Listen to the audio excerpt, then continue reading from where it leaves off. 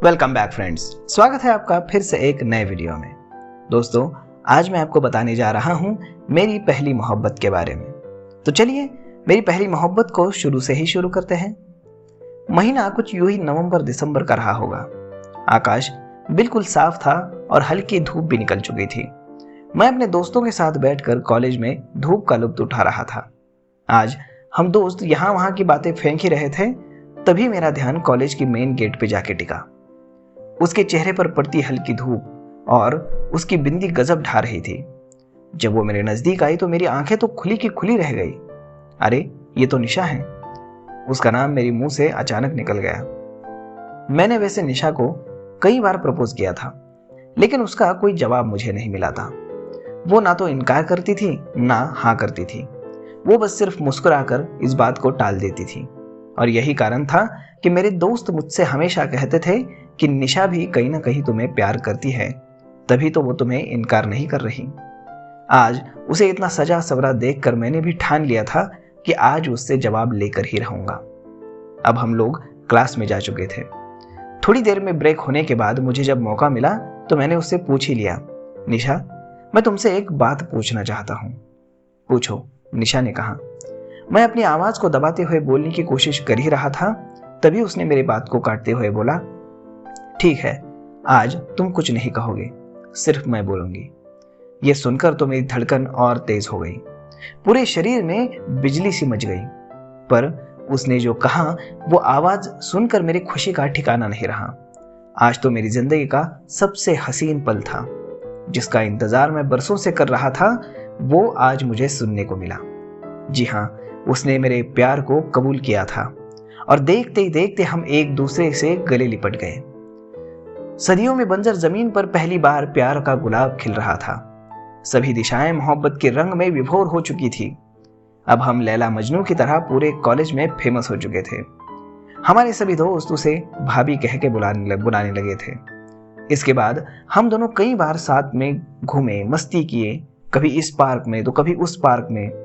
जब मैं अपनी बाइक पे उसे लेके पटना की सड़कों पे निकलता था तो सारे लोग हमें देखते रहते थे। लेकिन एक समय ऐसा भी आया जब हमारा कॉलेज खत्म होने को आ रहा था। हम दोनों की अलग होने की डर हमें खाई जा रही थी। अलग अलग गजब गजब के ख्याल मन में आ रहे थे। कभी हम दोनों सोचते थे कि शादी कर ले, लेकिन तभी हमें हमारे घर वालों के फैसले से डर लगता था। जब हमारा कॉलेज खत्म हुआ तो हम दोनों अपने अपने शहर वापस लौट गए, लेकिन उनकी यादों ने यहाँ जीना मुश्किल कर दिया था। कई दिनों तक मेरा कुछ और करने का मन ही नहीं कर रहा था। मैं बस उदास हो गए उसके बारे में सोचता रहता था, उसकी तस्वीर को निहारता रहता था। उसके पास मोबाइल नहीं था, इसकी वजह से वो मुझसे कांटेक्ट नहीं कर पा रही थी। मैं भाई बहन में सबसे बड़ा था, जिसके कारण पढ़ाई के बाद जिम्मेदारियां तो बनती हैं और मुझे जल्द से जल्द जॉब भी करना था। मैंने भी अपने फर्ज को निभाते हुए धीरे धीरे उसे भूलने की मैंने कोशिश की। इस बीच मुझे अच्छी कंपनी की एक ऑफर आई। इतने दिनों में निशा तो मुझे भूल गई होगी, ऐसा मैंने सोचने का प्रयास किया, लेकिन यह हो नहीं पाया। क्योंकि अगर मैं ही उसे भुला नहीं पा रहा हूं तो वो मुझसे कैसे भुला सकती है। दिल तो चाहता था कि सब कुछ भूल कर उसके पास चले जाऊं, लेकिन जिम्मेदारियां मुझे मजबूती से जकड़ के खड़ी थी।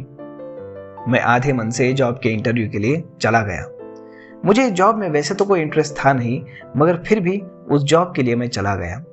जैसे नदी का पानी बिना सोचे समुद्र की तरफ चला जाता है, ठीक उसी तरह मैं भी बिना सोचे समझे चला जा रहा था। अब मैं इंटरव्यू के लिए ऑफिस पहुंच चुका था।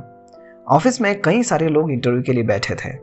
मैं भी अपनी बारी आने का इंतजार करने लगा।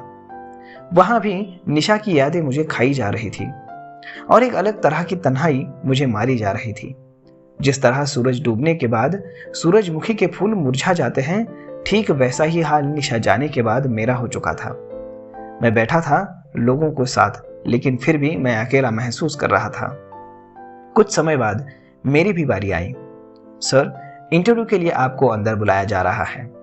उस कंपनी के एक कर्मचारी मेरे पास आके बोले। ओके कहकर मैं ऑफिस के दरवाजे से हल्के धक्का देके अंदर गया।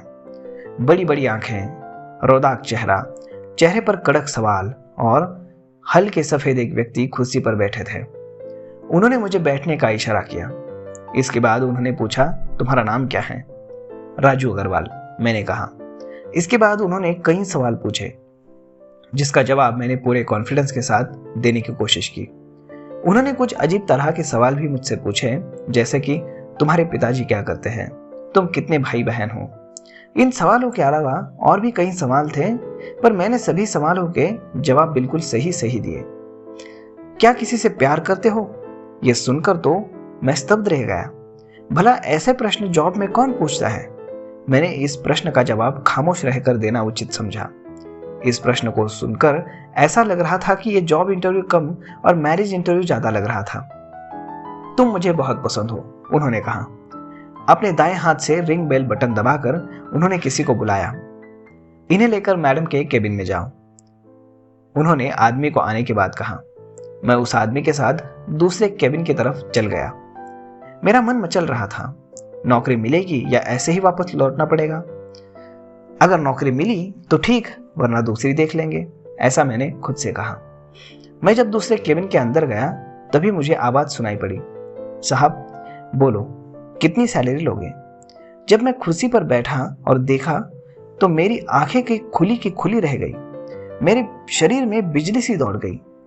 चेहरे पर हल्की मुस्कान लिए वहां पर निशा बैठी थी। मैं तो निशा कर देखकर हक्का बक्का ही रह गया। तभी वो मुझसे बोली, क्यों साहब, चौंक गए? मैंने कहा, निशा तुम्हें क्या लगा था मैं तुम्हें भूल जाऊंगी? मैं तुम्हें उतना ही मिस करती थी जितना तुम मुझे मिस करते थे। फिर हम एक दूसरे से गले मिल गए। कुछ पल तक तो हम हमारी सारी दुनिया को भुला दिए थे।